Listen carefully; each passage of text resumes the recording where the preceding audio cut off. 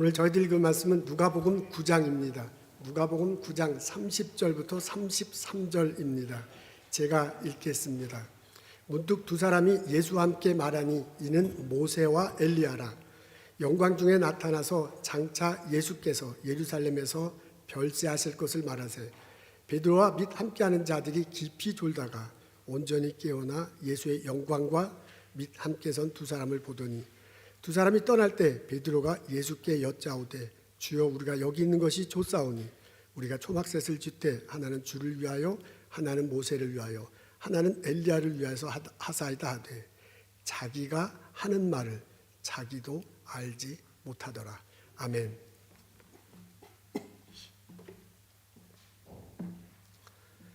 카멜레온은 도마뱀의 일종입니다. 주로 아프리카에 서식한다고 하는군요.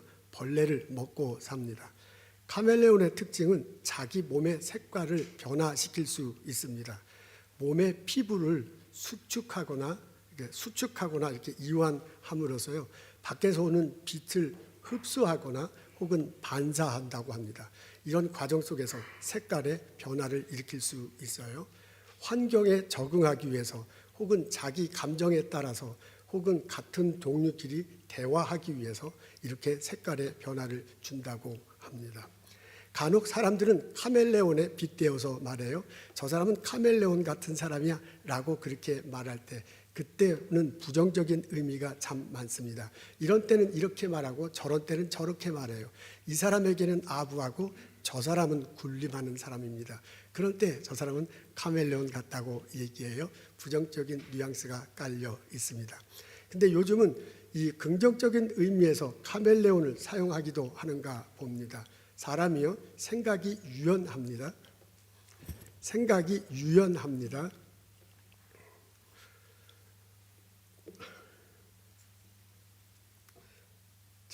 잘 들리시죠? 생각이 유연합니다. 사람과의 관계를 원만하게 맺습니다. 그리고 변화에 능동적으로 대한다. 이제 그런 사람을 볼 때 카멜레온 같은 사람이다 라고 그렇게 표현하기도 한데요. 그 중에는 긍정적인 면이 깔려 있습니다. 여러분 어떻습니까? 카멜레온이라는 소리를 들으면, 카멜레온 같은 사람이다 라는 소리를 들으면 긍정적으로 다가옵니까? 아니면 부정적으로 다가옵니까? 어느 날 예수님이 제자들과 함께 산으로 올라갔습니다. 3명의 제자들이 따라왔어요. 베드로, 야곱, 요한입니다. 예수님은 열심히 기도를 하는데 제자들은 열심히 잠을 자고 있었습니다. 그러다가 베드로가 잠시 눈을 떴어요. 그리고 그때 벌어진 상황이 31절과 32절에 적혀 있습니다. 그걸 약간 축약해서 제가 앞에 적어놨어요. 우리 다 같이 읽겠습니다. 시작. 모세와 엘리야가 영광 중에 나타나 장차 예수께서 예루살렘에서 별세하실 것을 말하세. 베드로가 깊이 졸다가 깨어나 예수와 두 사람을 보더니 그랬습니다. 베드로가 깊이 졸았다라고 이렇게 적혀져 있네요. 졸은 정도가 아니라 코를 굴굴 골면서 잠을 잔 듯합니다. 그렇게 한참 자다가 잠시 깨어났어요. 깨어났는데 뭐가 앞에 보이는 거예요. 예수님의 용모가 변했다. 얼굴이 좀 변했다고 그러고요. 예수님 옷이 빛을 받아서 하얗게 됐다고 합니다. 그뿐만 아니라 예수님 앞에 사람이 나타난, 사람 같은 존재가 나타나는데 얼른 보니까 모세와 엘리야예요. 그리고 그 사람들이 막 대화를 나누는데 그 주변에 영광의 빛이 보였다라고 그렇게 됐습니다. 그것이 막 너무나 놀라서요, 베드로가 예수님한테 얘기하잖아요. 우와, 예수님 이것이 영광스러운 장소군요. 그러면서 초막셋을 지으면 어떻겠냐고 제안합니다. 하나는 주를 위하여, 하나는 모세를 위하여, 하나는 엘리야를 짓고 우리 여기 같이 있는 것이 참 좋겠습니다 라고 그렇게 베드로가 제안을 합니다. 이 제안을 예수님이 들었을 텐데 아무런 말씀을 하지 않으세요. 같이 있었던 다른 제자들도 눈이 깼을 텐데 그 사람도 아무런 말을 하지 않습니다. 그러면서 33절 맛 끝에 뭐라고 적혀냐면 베드로가 무슨 말을 하는지도 모르고 말을 했다라고 그렇게 적혀져 있습니다. 베드로가 말을 했어요. 근데 자기가 무슨 뜻인지도 모르고 그렇게 이야기를 했다고 합니다. 이 대목을 읽으면 궁금해집니다. 베드로가 말을 했는데 자기가 무슨 뜻인지도 모르고 얘기를 했다니 도대체 베드로가 모르는 것이 무엇인가? 베드로는 지금 변화하고 있다는 것을 모르고 있습니다. 예수님 앞에 일이 벌어지고 있습니다. 여러분 앞에 보면 영광과 별세라는 단어에 빨간 줄을 펴줬는데 이제 그게 이제 변화를 말하는 겁니다. 예수님은 지금 죽는 준비를 하고 있는 상황입니다. 여기 보면 별세라는 단어가 표현되어 있군요. 그게 한자어로는 이 세상을 떠난다, passed away, 죽는다라는 그런 의미를 갖고 있습니다. 이제 예수님은 죽어야 할 때가 됐다는 것을 알게 돼요. 그리고 모세와 엘리야와 대화를 하고 난 다음에 그것을 좀 더 확인했을 듯합니다. 그래서 이제 당신이 죽을 준비를 하려는 그런 순간에 도달했습니다. 그 후에 베드로가 깨어났어요. 베드로는 모세하고 대화 내는 건 듣지 못하고요. 그냥 보기만 했는데 보는 것은 어떠냐면 영광의 모습이 보이는 거야. 예수님 얼굴이 변해 하얀 빛이 생겨 막 모세와 엘리야가 하는 영광 중의 모습을 본 겁니다. 그래서 자기가 본 것만을 얘기해요. 여기가 좋구나. 초막을 세우면 얼마나 좋겠습니까? 라고 그렇게 대답하고 있습니다. 베드로는 지금 변화하고 있다는 것을 모르고 있어요. 예수님은 영광의 시기에서요 지나서 별세의 시기, 조개하면 영광 받는 그곳에서 있지 않고 죽음을 준비하는 과정에 있습니다. 이렇게 좀 변화하고 있어요. 그래서 지금 이곳에서 영광을 말할 것이 아니라 저곳에 가서 앞으로 미래 올 죽음을 대비해야 할 때입니다. 이런 변화의 시기를 예수님은 맡고 있는데 베드로는 이런 변화의 시기구나라는 것을 모르고 있습니다. 베드로는 예수님이 이 변화를 주도적으로 이끌어 간다는 것을 모르고 있습니다. 예수님은 직감합니다. 앞으로 어떤 일이 벌어질지 알고 있습니다. 누군가가 와서 자기를 잡아갈 거예요. 모욕당할 거예요. 재판하는 재판을 받을 겁니다. 그리고 십자가에 죽게 될 것입니다. 그리고 많은 사람들로부터 조롱을 받게 될 겁니다. 그걸 예수님은 쭉 보고 있습니다. 그런 일이 벌어질 것이다. 여기에서 나오는 표현에 의하자면은 별세의 시기, 별세의 시간, 죽음의 시간이 올 거라는 것을 알고 있습니다.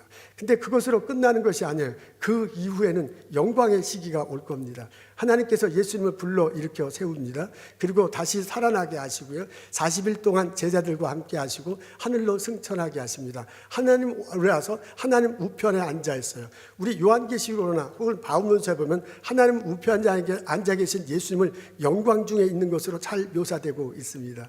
그 예수님이 언젠가 다시 이 땅에 내려오신다고 그래요. 그때도 보면 영광 중에 올 것이다 라고 그렇게 말하고 있습니다. 여러분 느껴지십니까? 지금 예수님 앞으로요 이 별세의 시기, 죽음의 시기가 다가오고 있는데 그게 끝이 아니야. 그 이후에는 영광의 시기가 다가오고 있습니다. 이걸 예수님이 직감했어요. 이걸 예수님이 모세와 엘리야와 대화를 나누면서 확신했어요. 그래서요 이렇게 변하고 있다는 것을 알고 이 변화를 주도적으로 이끌어 가겠다는 결심을 예수님은 하셨습니다. 근데 베드로는 그걸 몰랐습니다.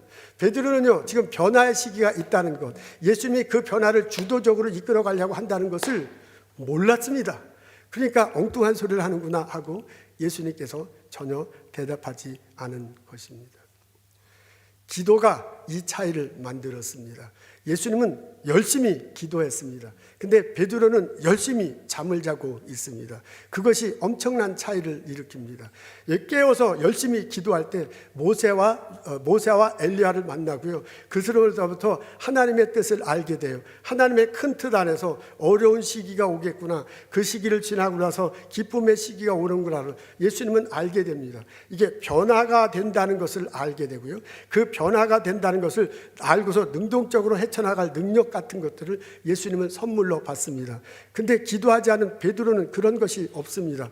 그냥 졸고만 있으니까 자면서 그냥 먹을 것만 생각하니 영적 대화를 나눌 기회가 없었습니다. 어떻게 변화가 일어날 것인지, 그 변화를 어떻게 주도적으로 이끌어갈지 베드로는 전혀 알지 못했습니다. 그래서 거기서 예수님도 대꾸하지 않은 그런 여기가 좋사오니 여기 있겠습니다라는 말을 한 것입니다. 베드로는 이런 모습을 계속해서 보입니다.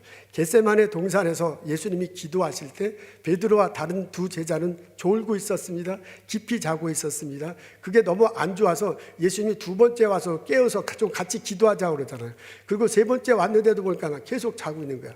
예수님은 열심히 기도하는데요, 제자들은 열심히 그냥 졸고 있었습니다. 그러니까 베드로는 계속 그런 상태야. 그래서요 예수님에게 어떤 변화가 일어나는지, 예수님이 그 변화를 어떻게 주도적으로 이끌어가는지를 전혀 알지 못했습니다. 그러니까 이렇게 알지 못하니까 베드로는 계속 수락을 할 수밖에 없었습니다. 나중에 예수님이 내가 십자가에 달려 죽을 거다 그러니까 깜짝 놀라면서 그런 일이 있으면 절대로 안 됩니다. 막 이렇게 얘기하잖아요. 그렇게 얘기를 합니다. 나중에 예수님이 내가 십자가 둘 때 너 나 부인할 거다 그러니까 무슨 소리입니까? 나는 절대로 부인 안 할 겁니다. 이렇게 얘기를 합니다. 근데 실제로 예수님 잡혀갈 때 베드로는 자기는 제자가 아니다라고 부인합니다. 예수님 십자가에 달려 돌아가실 때 그분은 어디 있었는지도 잘 몰라. 나중에 부활하신 예수님을 만나고 나서도요, 시큰둥하잖아요. 부활하신 예수님 만나고 나서도 나 갈릴리 호수 가서 고기 잡을래 하고 그렇게 가고 있습니다. 완전히 베드로는 겉돌았어요. 베드로는 완전히 스트럭을 하고 있습니다. 이런 그가 변한 게 언제냐면 다락방에서 기도할 때입니다. 예수님 승천하고 난 다음에 제자들이 모여서 기도하잖아요. 힘껏 기도할 때 성령께서 역사하셔.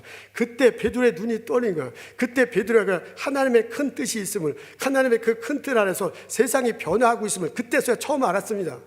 그래서 이렇게 변화되는 것을 알고요, 이 변화를 내가 주도해야 되겠다는 그런 마음을 갖게 됩니다. 이제 어둠의 세계는 물러가고 빛의 세계가 왔다, 이렇게 변하고 있다는 것을 그때서야 알고 그때서야 나가서 복음을 증거합니다. 우리식으로 얘기하면 변화되고 있다는 것을 그때서야 알고 그때서야 변화에 주도하면서 살아가고 있게 됩니다.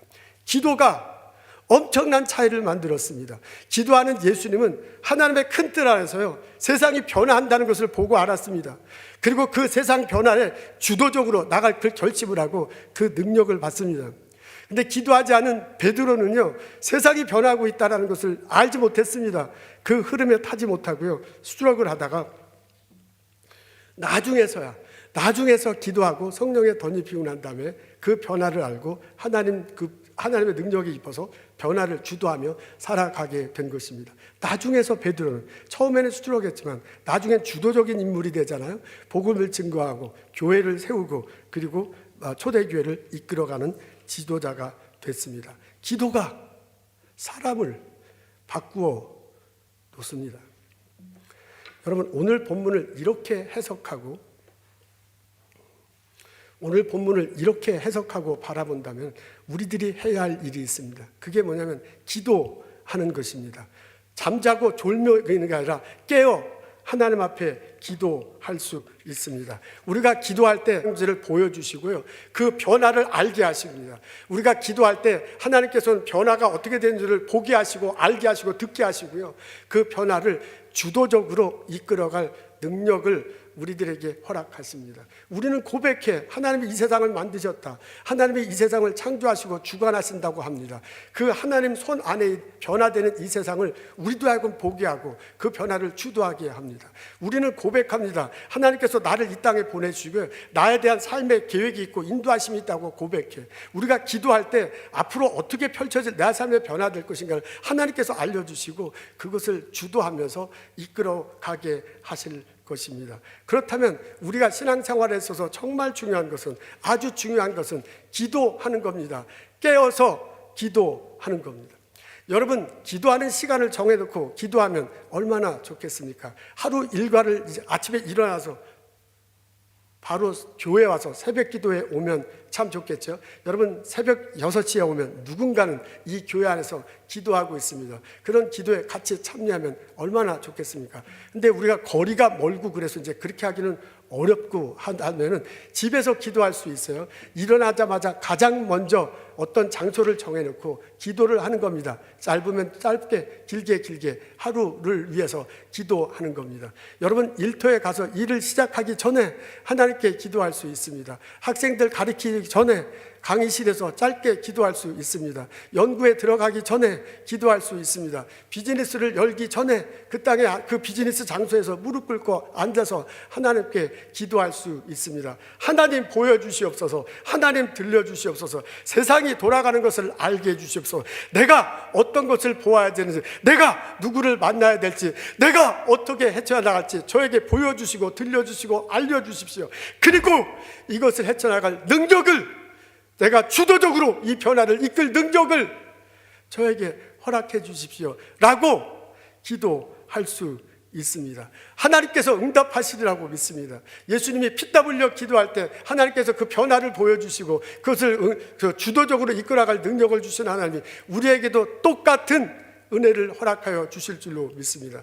하나님 손에서 세상이 어떻게 변하는지, 그리고 그것을 알려주시고 내가 어떻게 주도적으로 그 변화를 이끌어갈지 알려주시리라고 믿습니다. 이런 은혜가, 이런 삶이 우리들 모두에게 일어나기를 주님의 이름으로 기도합니다. 아멘. 생각해보면 우리 그리스도인에게는 카멜레온 같은 그런 구석이 있습니다. 어떻게 생각하면 그리스도인에게는 카멜레온자 같은 면이 오히려 보여야 할지도 모릅니다. 여기서 제가 말할 때 카멜레온 할 때 그 느낌은 긍정적인 면에서 그렇습니다. 카멜레온이 그렇게 유연한 사고를 갖고 있다. 사람들과 잘 관계를 맺는다. 환경에 잘 대처한다. 이제 그런 점에서 그런 카멜레온 같은 면이 우리에게도 필요하지 않는가 생각합니다. 이런 생각은 제가 한 것이 아니고 제가 함께한 성경 공부 그룹의 멤버들이 한 생각입니다. 제가 시니어 그룹의 한 멤버들과 시니어 그룹의 장로님 권사님들과 성경 공부를 하고 있습니다. 그 책자에 보니까 카멜레온 그리스도인 이런 용어가 나왔어요. 이제 그것을 토론하는 과정 중에 제가 깜짝 놀랐습니다. 일단 우리는 카멜레온 하면 이제 부정적으로 이렇게 생각하게 되는데 우리 어르신들은 그렇지 않더라고요. 긍정적으로 그것을 받아들입니다. 카멜레온이 뭐가 나쁘냐? 그게 색깔을 자꾸 변화시키면서 환경에 잘 영향한다. 그리고 이게 미생물만 잡아먹을 뿐이지 다른 동물에게 해를 끼치지 않고 다른 사람들에게도 해를 끼치지 않는다. 이건 완전히 생각이 달라요. 그러면서 오히려 그 카멜레온 면 같은 면이 우리들에게도 필요하다라는 그런 얘기를 듣고 제가 가만히 들어보니까 그런 면이 있다라는 생각이 들었습니다. 우리들은요 생각에 유연할 필요가 있습니다. 십자가 달시고 부활하신 예수 그리스도, 그분을 통해 내가 구원받는다. 이건 절대로 변할 수 없죠. 이것은 어느 누구하고 바꿀 수 없어. 그러나 그런 단단한 고백 안에서 우리는 세상을 좀 유연하게 바라보아야 할 필요가 있습니다. 우리는 예수님의 가르침이 있습니다. 예수님 가르침대로 살아야지. 절대로 양보하면 안 돼. 그렇지만 또한 그 예수님이 용서하라, 포용하라, 사랑하라 그렇게 말을 했어요. 그러니까 내가 이 가르침을 분명히 잡고 있지만은 좀 다른 생각을 가진 사람들에게 좀 포용하고 용서하고 사랑할 수 있습니다. 우리는 기독교가요 이 세상을 주도할 필요가 있습니다. 사실 초대교회 때는, 중세시대 때는, 근데 그렇게까지 얘기 안 해도 돼. 우리 보스턴에 청교도인이 들어온 지가 언제예요? 200년, 300년 전에는 기독교가 세상을 주도하고 이끌어 갔습니다. 근데 지금 보스턴에 기독교가 세상을 주도하고 인도하고 있습니까? 대한민국 1970년, 80년대 교회가 엄청나게 부흥해서 많은 그리스도인이 생겨서 교회를 위해서 한국이 많은 영향을 받았어. 지금 한국이 교회에 의해서 영향을 받습니까? 지금은 세상 변하는데 오히려 교회는 변하지 못하고요. 앞서 나가기는커녕 세상은 변하는데 교회는 변하지 못한다라는 그런 소리를 듣는 환경에 있습니다. 그렇게 생각하면 우리도 좀 사고의 유연성을 가져. 사람들과의 관계에 있어서 좀 여유를 주고 그리고 이 변화를 주도적으로 이끌어가는 그런 입장이 되었다라고 생각해 본다면 우리도 그런 카멜레온적인 면이 필요하지 않는가라는 생각을 해 보았습니다. 그때 떠오른 말씀이 있습니다. 사도 바울이 말해요. 사도 바울이 고린도전서 9장에 보면 이런 말을 합니다. 나는 자유인이지만 모든 사람에 대해서 종같이 내가 모든 사람에게 대해서 종같이 대한다. 그렇게 얘기하잖아요. 그러면서 한 사람이라도 예수님 안에서 들어오게 하겠다라고 그렇게 고백합니다. 나는 유대인을 만나면 유대인같이 이렇게 행동을 해. 어떤 사람은 율법 있는 자, 율법 지키고 그것에 대해서 말하는 사람이면 나는 그 율법에 대해서 자유롭지만 율법에 있는 사람처럼 그렇게 대한대요. 어떤 사람은 율법 없는 자, 그러니까 율법 같은 거 안 지키는 자예요. 그러나 난 그리스도 안에서의 율법을 지키지만 그 사람을 대할 때는 율법 없는 자처럼 그렇게 한대요. 나약하고 힘든 사람들이 있을 때 나는 그렇지 않지만 그 사람들과 함께 한다요. 그러면서 어떻게 하든지 복음이 전해지고 그러면서 어떻게 하든지 예수님 앞에 올 수 있도록 하겠다라고 그렇게 사도 바울이 얘기해요. 그 사도 바울의 얘기를 가만히 보면요, 상당히 분명한 신앙 고백은 있지만 신앙의 유연성이 있는 거야. 자기의 뚜렷한 자기의 그 사람들에 관한 신념이 있지만 여러 사람들에게 부드럽게 좋은 관계를 맺고 있는 거예요. 그리고 어둠에 사는 사람은 빛의 세계로 들어왔으니까 이 사람은 변화를 주도적으로 이끕니다. 어떻게 따지고 보면 사도 바울에게도 그런 카멜레온적인 같은 면이 있다는 생각을 갖습니다. 여러분, 우리가 예수님 앞에 기도할 때, 하나님은 변화를 볼 수 있는 능력을 주십니다. 변화를 볼 수 있는 눈을 주십니다. 그리고 우리가 기도할 때 그 변화를 주도적으로 이끌어갈 능력을 허락하세요. 그뿐만 아니라 내가 사람과의 관계를 주도적으로 하고요, 내가 프로젝트를 주도적으로 해서 나로 인해서 세상을 변화시킬 수 있는 능력을 있도록 우리들을 이끌어 가십니다. 그런 점에서 본다면 우리 그리스도인에게도 카멜레온 같은 면이 있어야 되지 않을까라는 생각이 들었습니다. 여러분, 오늘 설교 제목이 카멜레온 그리스도인이라니? 라는 것이 설교 제목입니다. 여러분, 느낌이 어떻습니까? 카멜레온 그리스도라면 긍정적으로 받아들입니까? 아니면 부정적으로 다가옵니까? 저는 긍정적으로, 우리 성경 공부 같이 하는 장로님 권사님들은 긍정적으로 받아들였으면 참 좋겠습니다. 내가 그리스도할 때, 기도할 때 세상의 변화를 읽고 그리고 세상을 주도할 능력을 얻게 합니다.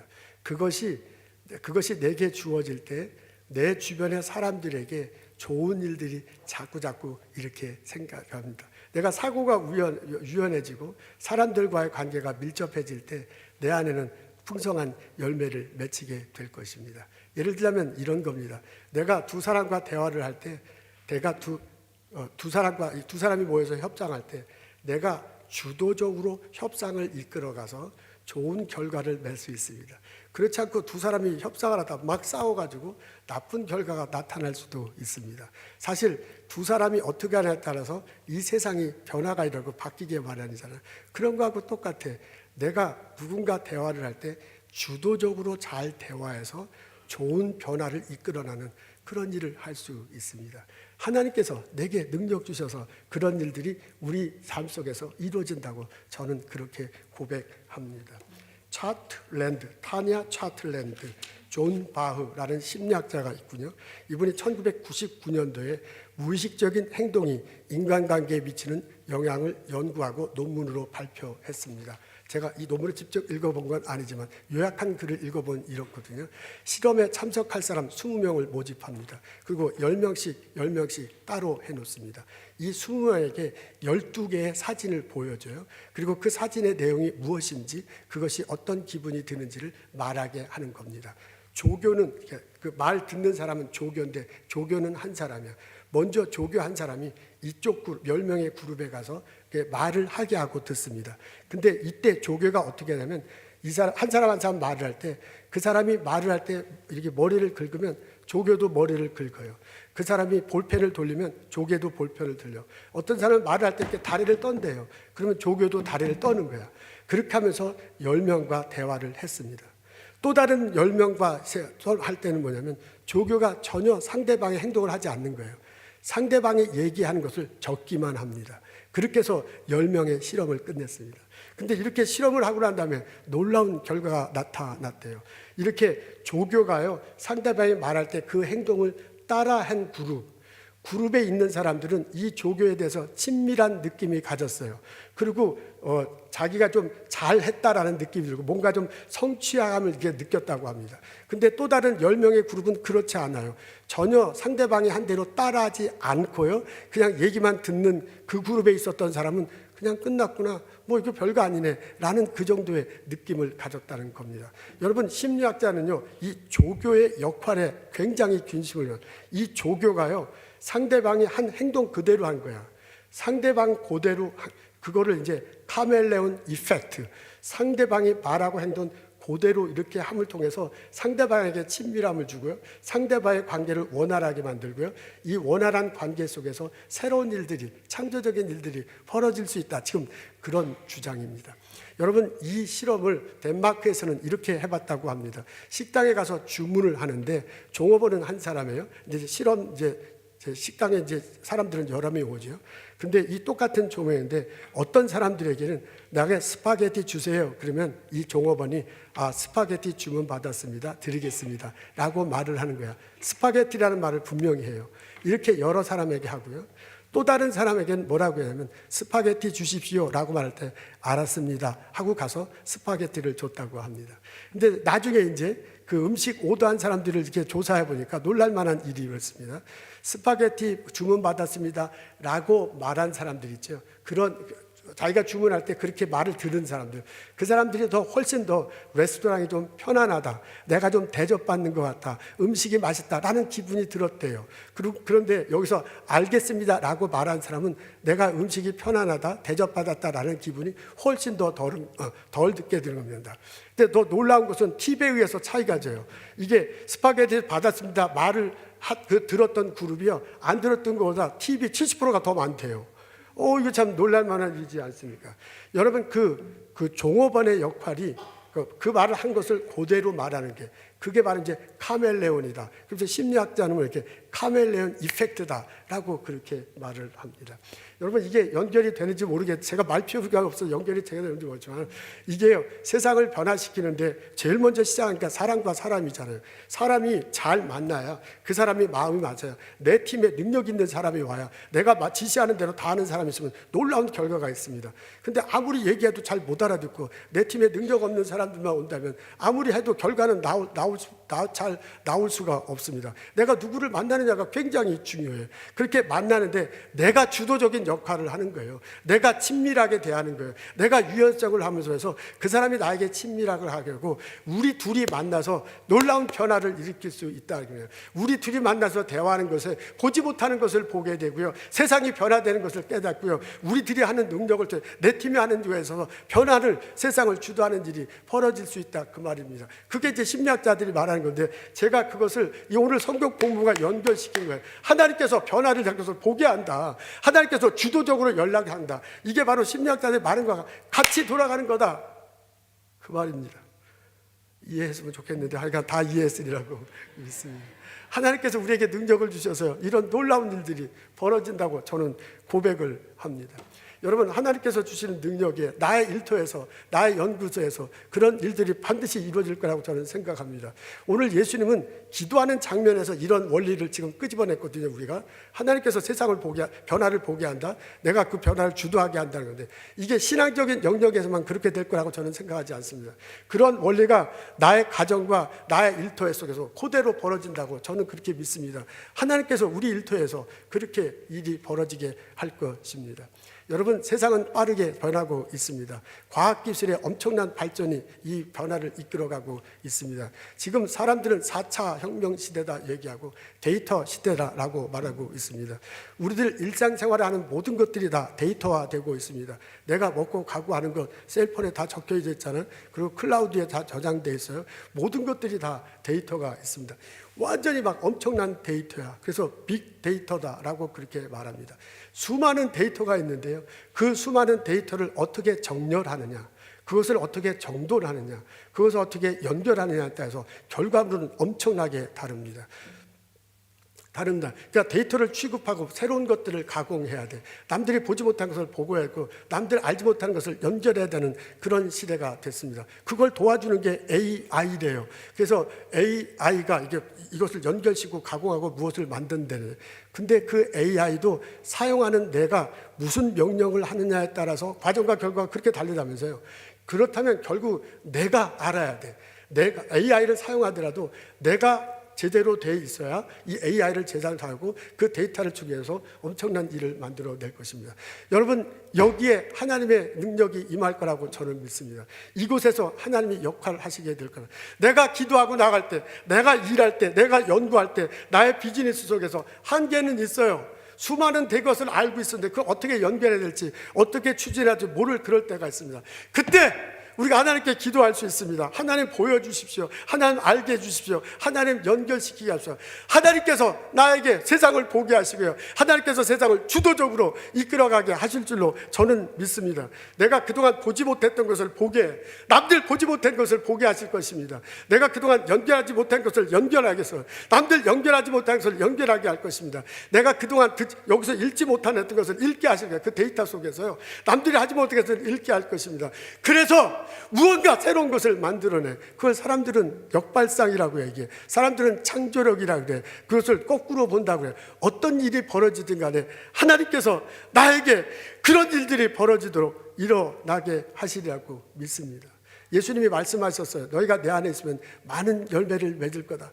내가 예수 이름으로 기도하고요, 보여주십시오, 깨닫게 하시옵소서, 새로운 것을 발견하게 해주라고 기도할 때 하나님께서 눈을 열어주시고 하나님께서 능력으로 함께 하셔서 나의 일터 속에 놀라운 열매가 맺히게 하시리라고 믿습니다. 이것을 깨닫고 이런 놀라운 경험이 여러분 비즈니스에, 여러분 연구소에, 여러분 학교에, 여러분 회사에 일어나기를 주님의 이름으로 축원합니다. 아멘. 세상은 변하고 있습니다. 근데 그 세상에 변하는 것은 큰 틀로 두 개의 틀 안에서 변한 것 같습니다.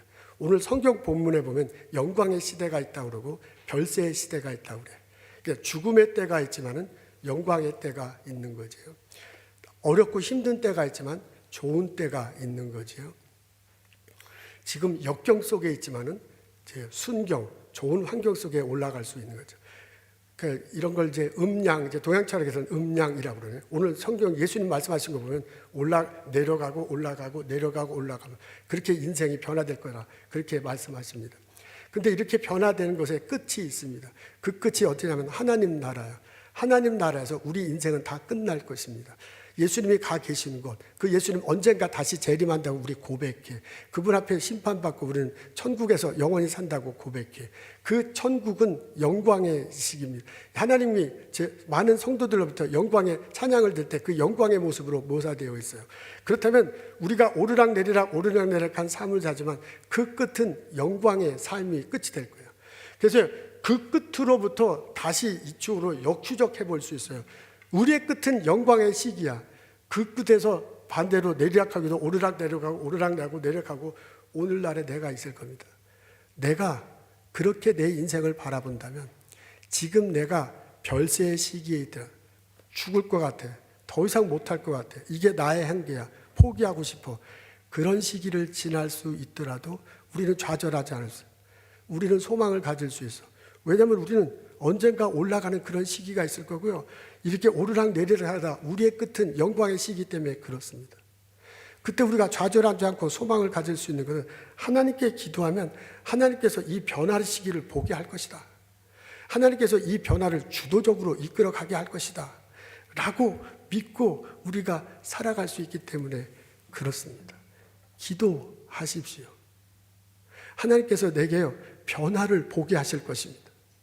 내 신앙뿐만 아니라 내 일터, 내 비즈니스, 내 연구하는 것에 어떤 변화가 있는지 분명히 보게 하고 듣게 하실 것입니다. 그리고 하나님께서 그 변화를 주도적으로 이끌어갈 능력을 허락하실 것입니다. 이것이 체험되고 이것이 고백되고 찬양되는 나와 여러분 되시기를 주님의 이름으로 축원합니다. 아멘. 기도하겠습니다. 하나님, 주님 전에 나와서 말씀 듣게 해주셔서 감사합니다. 한계에 부딪혔을 때 더 이상 아무것도 할 수 없다고 생각합니다. 이제 죽는 포기하는 일밖에 없다고 생각할 때 주님 앞에 나와 기도할 수 있도록 도와주옵소서. 하나님, 세상이 변하는 것을 보게 하게 주옵소서. 내가 그 변화를 주도적으로 이끌어갈 능력을 허락하시옵소서. 그래서 내 개인과의 관계 속에서, 내 가족 속에서, 내 일터 속에서 풍성한 열매가 맺힐 수 있도록 도와주시옵소서. 하나님 은혜를 경험하고 하나님 찬양 드리며 살아가는 저희들 되게 하옵소서. 예수님 감사합니다. 예수님 이름으로 기도합니다. 아멘.